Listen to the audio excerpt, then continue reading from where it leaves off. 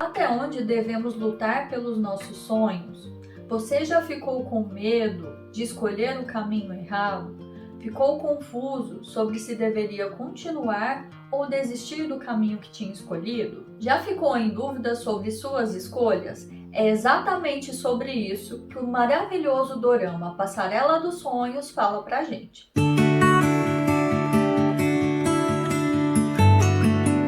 Olá, dorameiros e dorameiras de plantão. Eu sou a Deise Coelho, psicóloga, e hoje nós vamos conversar sobre um dorama maravilhoso que está disponível na Netflix, Passarela dos Sonhos. E para ajudar a gente a refletir um pouquinho sobre tudo isso, nós vamos fazer uma análise psicológica do personagem Sa Ye-jun, e principalmente para pensar até onde devemos seguir com nossos sonhos, qual é o limite, em algum momento devemos desistir? Isso são questões que ao longo de todo o dorama ele nos faz pensar. Então, se você também é uma pessoa que fica super reflexiva enquanto assiste seu dorama predileto, aproveita, já se inscreve no canal para não perder os próximos vídeos e deixa seu like. Pensando em quais são os limites dos nossos sonhos, ao longo da trajetória do Sa Ye-jun, a gente consegue se identificar muito, porque em várias cenas a gente pensa, será que ele devia desistir? Mas principalmente nós olhamos para todo o sofrimento que ele tem em algumas situações, o quanto ele sofre, é criticado, é julgado e pensamos, nossa, será que realmente ali era o fim? E pensando nele, em suas características de personalidade, a gente vê uma pessoa extremamente leal, super simpática, ele é muito empático, ele sempre tenta se colocar no lugar dos outros, dos seus amigos, da sua família.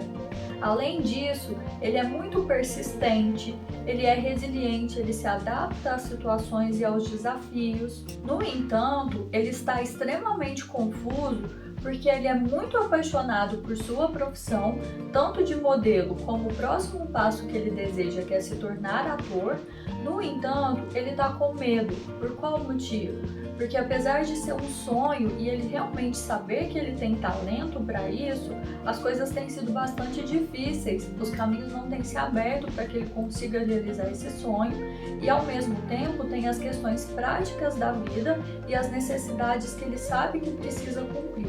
Pensando em toda essa trajetória e nas dúvidas que surgem ao longo desse caminho, a gente consegue perceber a relevância que tem para ele o suporte social, tanto emocional quanto prático, que ele recebe dos seus dois melhores amigos, que são o Kim Jin-ho e também o Eun Ha-ye, que além de ser um dos seus melhores amigos desde a infância, também é um rival, porque além de tudo ele é modelo e também um aspirante a ator, assim como Sa Ye-jun. E por que esses dois melhores amigos foram tão importantes no suporte social?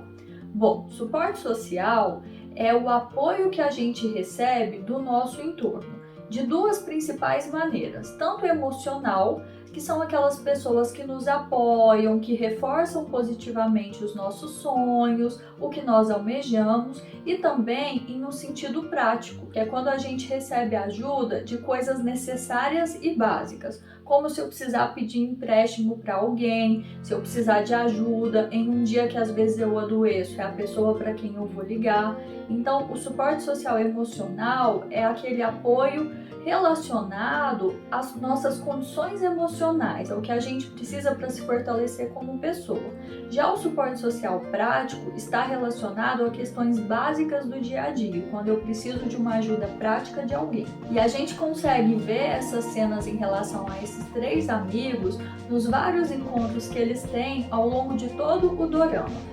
Por exemplo, quando eles estão juntos conversando sobre suas dificuldades no parque, quando eles saem, conversam, brincam e trocam experiências, e também quando o Eun Ha-ye tenta ajudar profissionalmente o Sa Ye-jun.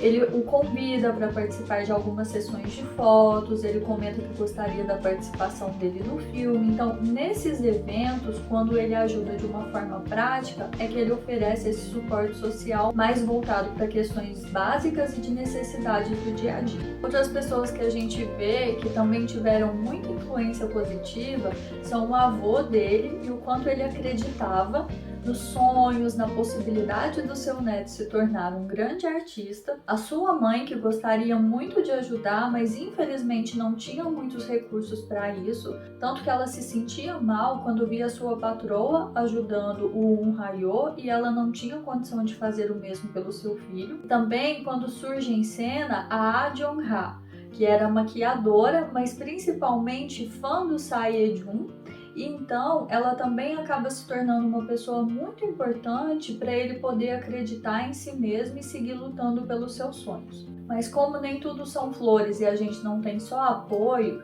em contrapartida, o irmão mais velho do Sae Ye-jun e seu pai eram extremamente contra a sua luta e busca por realizar seus sonhos e se tornar um grande artista. Eles viam essa insistência como algo negativo. Eles acreditavam que ele deveria apenas trabalhar em um emprego comum e abrir mão de tudo isso, mas principalmente antes cumprir o seu serviço militar, já que era uma obrigação de todos eles e o seu tempo estava acabando. E aí, quando a gente pensa em toda a confusão que ele estava vivenciando emocionalmente, mentalmente nesse momento, fica muito claro que ele queria muito seguir seus sonhos, lutar por isso, mas ele também tinha muito medo. Ele não queria frustrar as expectativas daquelas pessoas que acreditavam nele e também não queria reforçar toda a crítica que o seu pai e seu irmão tinham em relação a tudo isso. Nesse meio tempo, o Sae Ye-jun trabalha bastante, ele tem vários empregos, ele cumpre várias atividades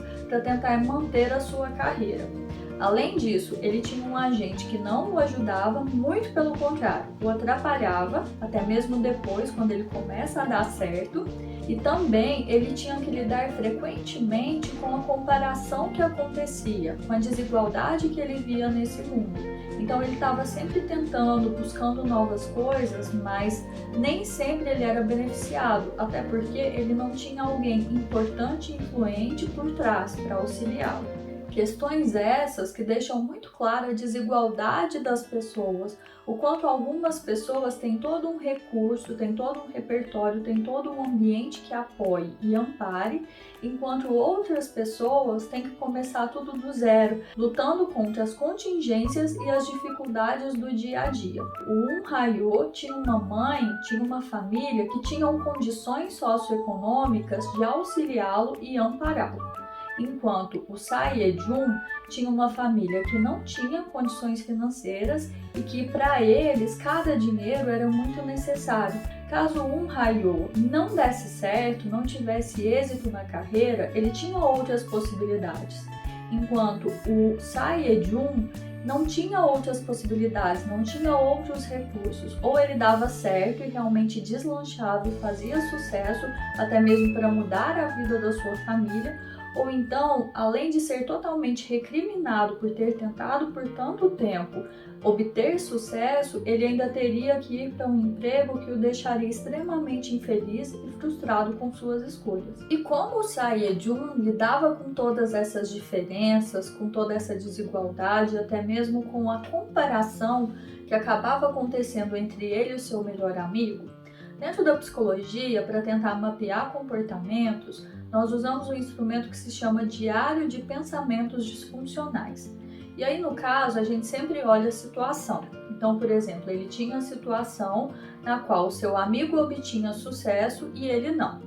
Dentro dessas situações, a gente acaba tendo pensamentos sobre elas. Então, pensamentos que ele tinha, a gente consegue ver isso ao longo do dorama, será que ele deveria continuar? Será que ele tinha valor e futuro como ator?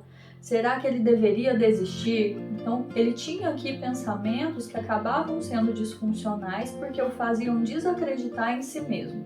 E que tipo de emoções isso gerava?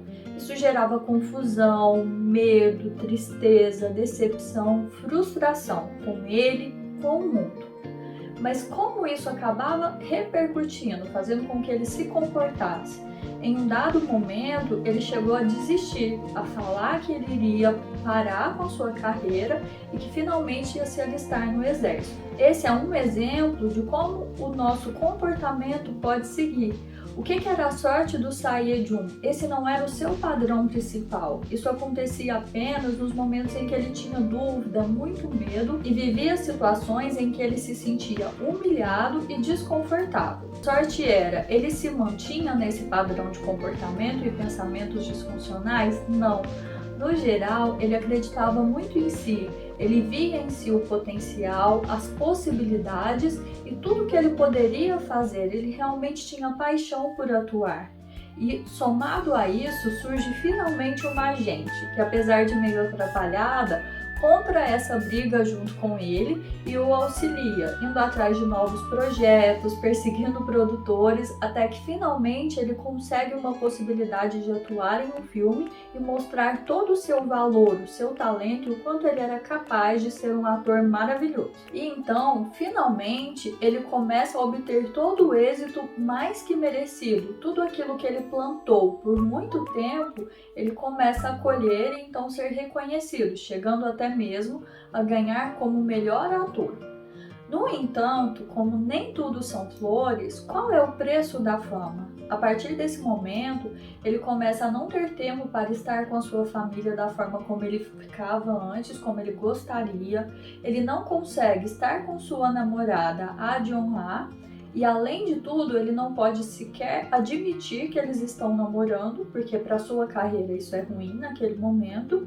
E com tudo isso, ele acaba se vendo bastante sozinho, muito bem sucedido, no entanto, sem poder estar com as pessoas que ele mais gosta, por exemplo, sua namorada, seus amigos, sua família.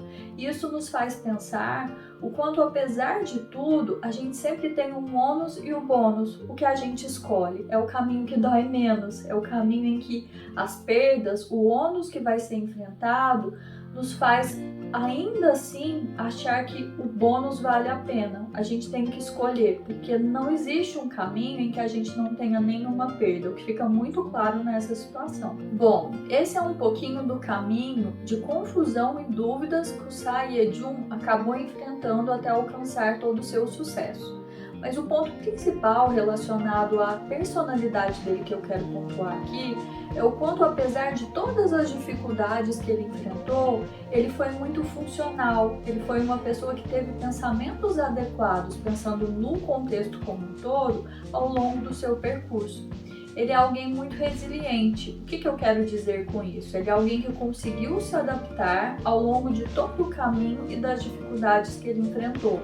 E com isso conseguiu ter perseverança para lutar e acreditar em seus sonhos, até mesmo não aceitando atalhos. Pensa em toda a sua trajetória, ele tinha tudo para ficar extremamente ansioso, angustiado, talvez até mesmo ter um transtorno mental. No entanto, em nenhum momento ele entrou nessa mar de sofrimento, ele se entregou a pensamentos disfuncionais. Ele sempre lutou e acreditou em si mesmo, e foi essa percepção que ele tinha de si, o quanto ele se enxergava de uma forma positiva, com autorrespeito e autocompaixão, permitiu com que ele tivesse uma base para superar todas essas dificuldades. É um exemplo, não é mesmo? E aí, como andam os seus sonhos? Me conta aí, deixa nos comentários. Tem lutado? Tem às vezes se sentido um pouquinho cansado? Ficar cansado é normal, pessoal. No entanto, acredite em você, lute pelo que você acredita, confie em si mesmo, tá bom? Muito obrigada por ter ficado até aqui. Não esquece de deixar seu like, se inscrever no canal para a gente conversar mais sobre doramas. Muito obrigada, mini coraçõezinhos para vocês.